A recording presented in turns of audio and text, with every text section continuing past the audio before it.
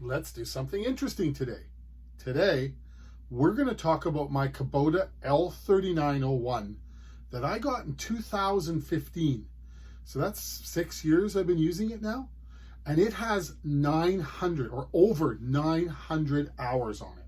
So I've seen videos all over the place on YouTube with this tractor in particular with 50 hours and 100 and 200 hours, and people are going on and on about it.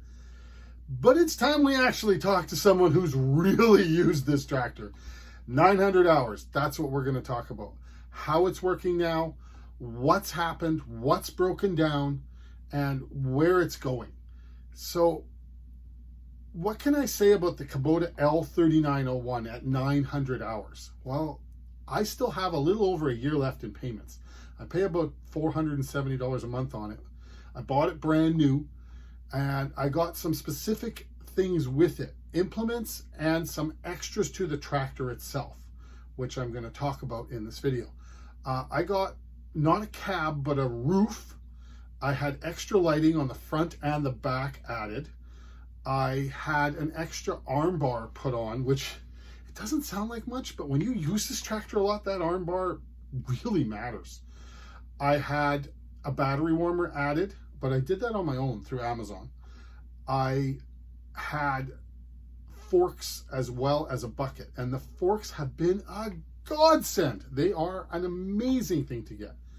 So I also had a snowblower, a rotary cutter, and a box blade added to this tractor.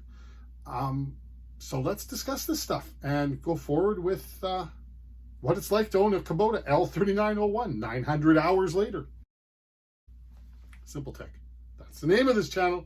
We have piles of other videos on greenhouses and growing, and a few videos here and there on tractors like the Kubota L3901, just because I love this machine. So if you like this kind of content, hit like. If you really like it, hit subscribe, and you'll get more of it. Sniff through our archives. There's tons of stuff there that you can check out.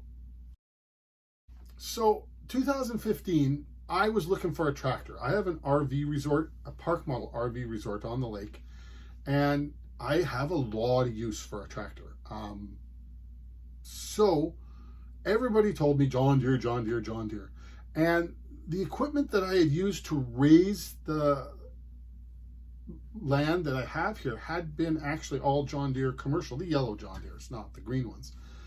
Bulldozers and excavators and rock trucks and that kind of stuff. So I went down to my local John Deere dealer and asked him about a tractor. And he set me up with the John Deere equivalent tractor to the L3901. It was about 36, 37 horsepower, so it was very similar. And I applied for financing. The problem is, okay, then I went home and I waited, and days went by and weeks went by, and nothing. No response, no nothing. So I take a drive by the Kubota dealership and I see these wonderful, beautiful orange tractors out front. So I drive in and I look at one and I take one for a test drive, and it's better. I'm not joking. I love the quick attach on the front. It had more power. It had more distance with the bucket from the tractor, which is a good thing for me. It all around was a better machine. So the sales rep says, well, why don't you fill out an application and see if you can get this? And I'm like laughing, going, yeah, I've been waiting for over 2 weeks from John Deere. My credit wasn't that bad. And he says, no, just fill out an application and we'll let you know. And I'm thinking to myself, maybe I'm going to cancel the John Deere. But it's like 4:30 already. So I fill out the application and it's almost 5 and they're shutting down. And I go home and I'm thinking to myself, yeah, I'm going to call the John Deere guy and cancel this.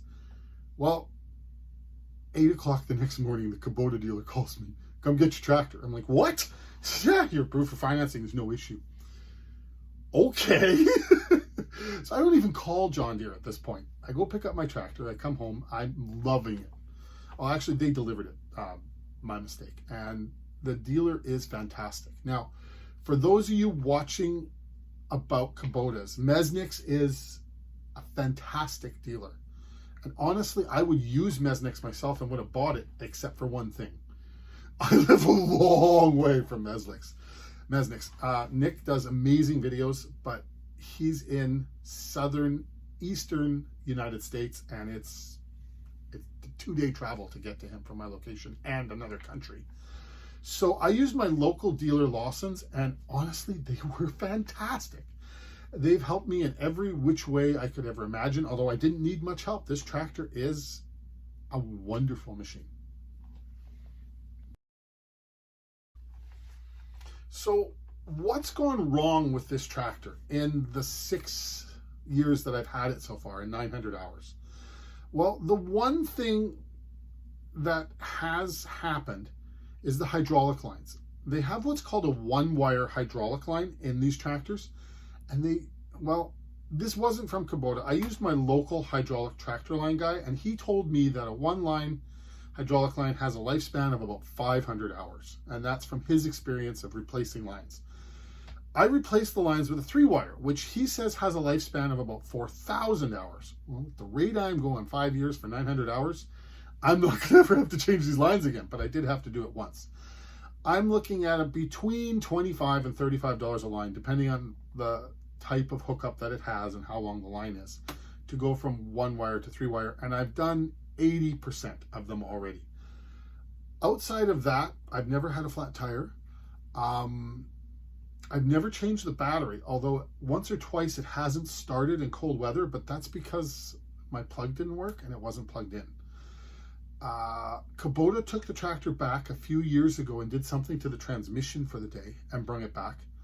I also had the high, medium, low gear selector stick on me to a point where I wasn't able to fix it. And I was actually renting an excavator from Kubota, so they brought the excavator out, they took my tractor back. It didn't really cost me much for transit because I was utilizing transit that was there already. And I think they charged me $80 to fix it. It was peanuts, like 1 hour, half an hour shop time or something like that. It just had to be taken apart and greased. It was beyond my knowledge at that point, so I had them do it, and they were happy to do it, and it's worked immaculate ever since. I've also purchased a front extra hydraulic so that later I can pick up a grapple and a snowplow, that kind of stuff, and have extra toys on the front of this tractor that, I'm at a point where I cut a lot of firewood and a grapple would probably help. And I'm finding in the winter, a snowplow might be a wonderful thing to add. So what do I use this tractor for? Well, I got 1.5 miles of gravel roads, and I use my box blade to clean up those gravel roads. I grade them with the box blade, and it does a fantastic job. Because of the length of the gravel roads I have, they tend to get potholes and get gravel wavy with time, with people braking on them. But this tractor for grading works as well as the large municipal graders. It's not quite as fast, but I mean, you can go full speed in second gear when you're grading, and it leaves the roads in a beautiful position. I also grade my beach, and there's tines on the box blade that you put down to grade the beach, and it does a beautiful job. It takes care of the weeds, and the beach looks fantastic after I grade it with this tractor. I do a lot of lawn cutting, and it's on rough ground, so I use the rotary cutter quite a bit. That rotary cutter is tough. In 6 years, I've only replaced the blades once. The blades are enormous, and they're heavy, and they're like medieval weapons. I go across everything on this tractor. It's a Land Pride rotary cutter. I know there are better quality ones out there, but for the amount of hours I've put on this and what I've gone through, the amount of rocks and sticks and garbage that I've chewed up with it, the Land Pride rotary cutter is tough as nails. So what else do I do with the tractor? I use the forks for more than I thought I would. They were about a $600 or $700 upgrade, and I'm really glad I bought them. For anybody buying one of these tractors, I highly recommend getting the forks. You would not believe how many times you'll use them. I do front-end loader work. I level out driveways that on new lots that are put in here. I also do some topsoil work here. We create some of our own topsoil and we move it around so that it gets aerated, as well as loaded dumping trailers and that kind of thing with the tractor. I find the bucket is sized almost perfect for the power ability of the tractor. I mean, it could handle a bigger bucket for snow and topsoil, but if you're doing any gravel, it will lift a full load of the gravel. It doesn't bog out. If I was to put a bigger bucket on it, there'd be problems with gravel in particular. The lights that I added really help. Front and back at night when you're snow blowing, they're a fantastic addition to add to this tractor. I do like the roof. The roof was a wonderful upgrade because when you're working in the sun, it'll cook you. And that roof helps a lot. So although it's a few bucks extra, also being able to put an extra set of halogen, or actually they're LED lights on the top of the roof is a wonderful thing if you have to work at night, because the lights that come with the tractor get blocked out by the bucket. I just don't get it. I don't know why they didn't put the lights on top of the ropes bar.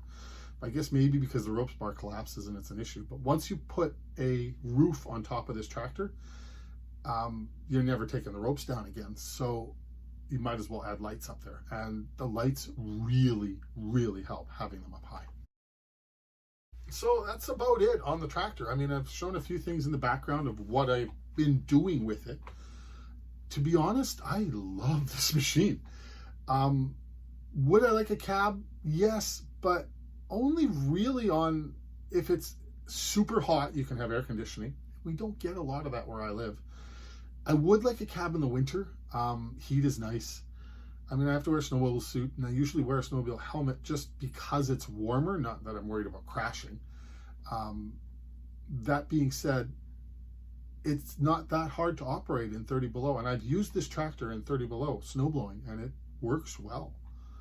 It does have to be plugged in if it gets below about -7, -8, but that's all diesels. And as it got a little older, 2-3 years, I had to put the battery warmer on it as well, and that helped a lot. But other than that, this is a great machine.